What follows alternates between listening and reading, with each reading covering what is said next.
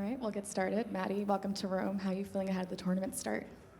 Really excited to play here in Rome. I have some amazing memories here and always enjoy being here, so happy to be back. Hey, Maddie. As great as you've been playing in Madrid, is it at all kind of satisfying to come here and not feel the ball flying and feel like you have time, on the ball? I always feel like when coming back to sea level feels pretty good. You don't have those balls that are kind of just taking off out of nowhere. So yeah, definitely always feel really comfortable. I'm glad it's this way versus the other way.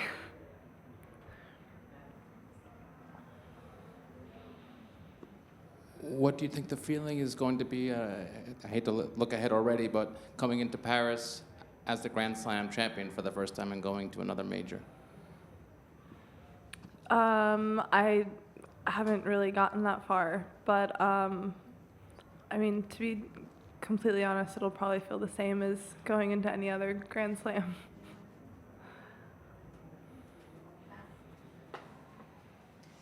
How are you doing?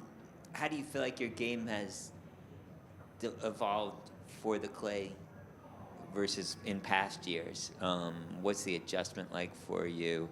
And is there a process that it goes through where you get used to it more and more as the clay season goes on, or is it flicking a switch? How does it work for you? I think it took me a few years to kind of figure out how much of my game I wanted to kind of tweak for the surface. I think some years I probably played a little bit too passive and tried to become a clay courter, and then in other years I tried to still be as aggressive as I would on a hard court. So I feel like the past couple of years I've kind of found that happy medium of how I want to mostly play my game with just more minor tweaks. And I feel like it's one of those surfaces where it's similar to everything else, where the more matches you get, the more comfortable you feel. Hey, Maddie, just picking up on that point earlier, given how long you've been on tour and wanting to win that slam, are you surprised to not feel that different now that you finally achieved something that you've wanted for so long? A little bit. I think that there's some things that it's the first time that I no longer have that as like my main goal. So I think there's kind of some personal things where you kind of start shifting your perspective a little bit, and it's and in that case it's different. But I think at the same time, the reality is you've just won another tournament, and yes, it's the biggest one, but at the end of the day, I think you'll hear all of us say you win the one and then you're not really satisfied and you want to go win another one. So in that way, it's kind of, okay, that was great and it was fun, but kind of want to worry about the next one and try to get another one. What do you think about players? They go out from the tour and come back after to have a baby, after complete mother, no? They come back. And yourself too, you have, do you see yourself going out and then coming back like a mother? And you have a situation like you have your coach is your husband. All these things together, do you think means that the husband of this generation are better than in the past? I think it's amazing that there's so many moms on tour. I think that it's showing how resilient women are, and I think the support of the tour is incredible, that there's been so many opportunities for so many of the women to start a family and come back and still have the sport. I don't know if that's going to be me. I haven't gotten that far yet. We'll see one day, and then I'll have a better answer for you.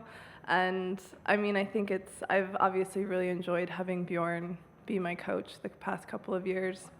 It definitely wasn't something that we were planning, but it's nice to actually see your husband every day, so that's a bonus.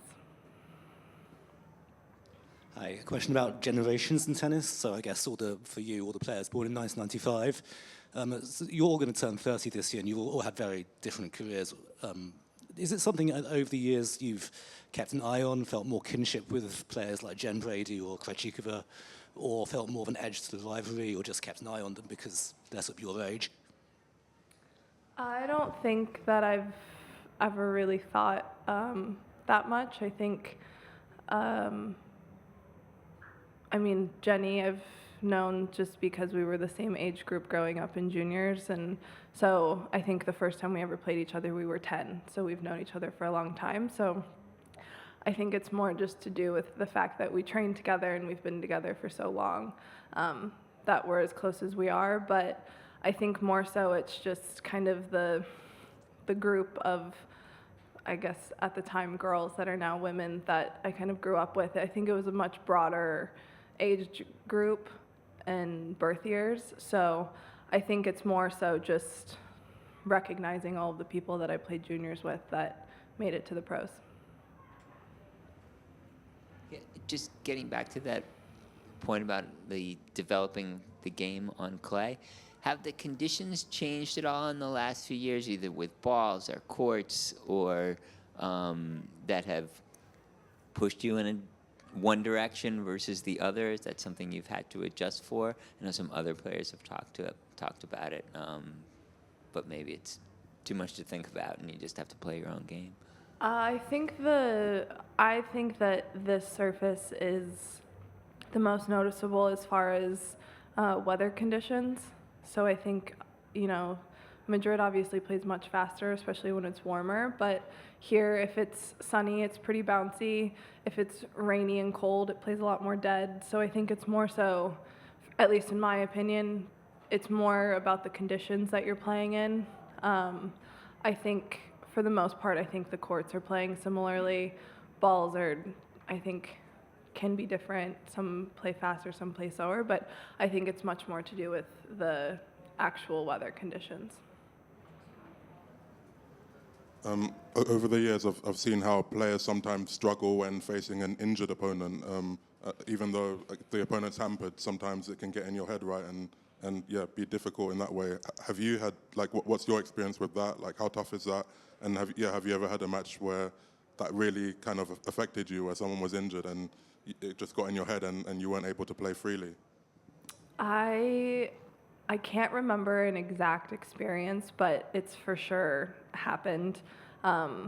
If you kind of know someone is dealing with something, or maybe, you're kind of, it's like every time they start walking towards the net, you're like, oh, are we done? Did I win? But I think it's hard just because you have to focus so much more on your side of the net. And I think on the other side, sometimes when you're injured, you kind of just start going for anything and everything, and sometimes they land in, so you play a little bit freer. So it's always a tricky situation. In terms of electronic line calling on clay, is it something that you like, and do you think it should be streamlined to include the French Open as well? I don't know. I have mixed feelings on it. I think that it's great in some ways because it takes the kind of arguing out of it. You don't have the chair coming down and you're arguing over what's touching, what's not. But I also know that electronic line calling has a margin for error. So I think it gets a little bit tricky when you're staring at a mark that's clearly out, but the board is saying that it's touching. So I don't know. I don't know where I stand on it quite yet. I do think it's nice that you just kind of have to keep going and playing, and there's no room for arguing. Do you agree that today there are many players that can win at the beginning of a tournament? There are maybe 20, maybe more. And how you can explain this with a level which is growing up all the time? Or is this type of of game, which means that, I mean, maybe it's more physical, so it levels more the technique, or why? I think that there's definitely a lot of players. I think it's happening on both tours now more and more, where you can think that there's, like you said, there's potentially 20 different people that you wouldn't be surprised if they ended up winning the tournament. I think some of it is because, part of it I think is because we've kind of lost some of our legends, obviously. Like there's no longer Serena Williams in every single draw where you just assume that she's going to win. And on the men's side, you don't have, you know, Roger, Rafa, and Novak every single week. But I also think the base level has gotten much higher. So I think the margin for error has gotten smaller. And I think you're kind of seeing that with some of the wins and the losses, just because it's so much closer, where if they're both playing well, you're going to have a great match, and it could be 2 points that's different.